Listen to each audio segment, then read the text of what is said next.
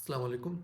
Recently, while building GigScale, I had implemented long-running jobs, or you can say background jobs, on my main server, and my whole web application is deployed on vercel. And you know, vercel is quite expensive, right? So I had to explore some other solutions for the cheaper solutions. That's when Cloudflare Workers came across my mind. Here is how I have implemented Cloudflare Workers into my application. So on the front end side, I basically hit my own API endpoint, NextJS API endpoint. This scan method basically does that. Inside this endpoint, I just queue the heavy job. Uh, this URL is given to me by Cloudflare when I applied the worker on the platform, and inside the body, I provide the necessary payload.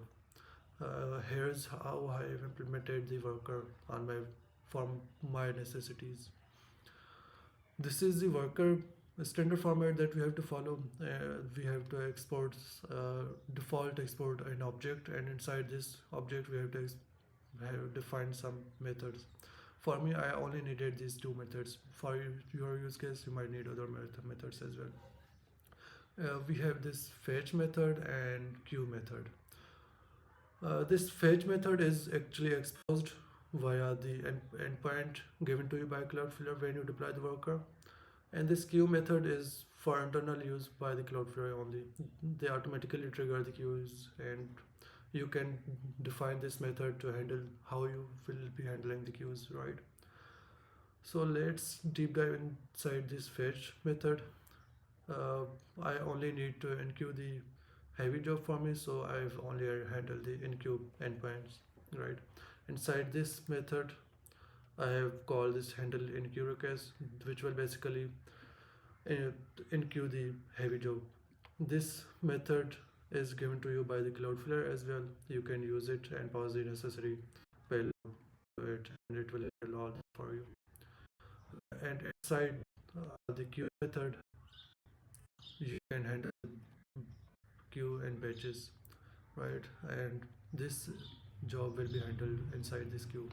It's a long running job, so you can handle it inside this queue method.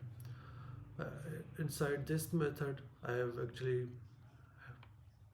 actually process the long running job, and in the end send the data back to my web application server that has exposed a webhook for me. This complete API endpoint is exposed via my own main application, and the worker hits this API endpoint with the necessary payload, right? And inside this webhook, I just save the data in my uh, database.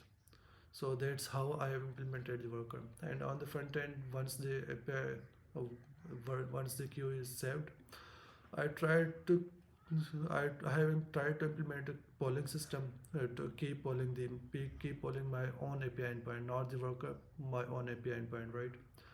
Every every 2 seconds until I get the desired response, right? And just once the desired response is given to me by my own server from the database, uh, remember I save it once the data is saved by the Cloudflare and save it in my database, right? Once that data is saved, I just stop the polling system and render it on the server, render it on the browser.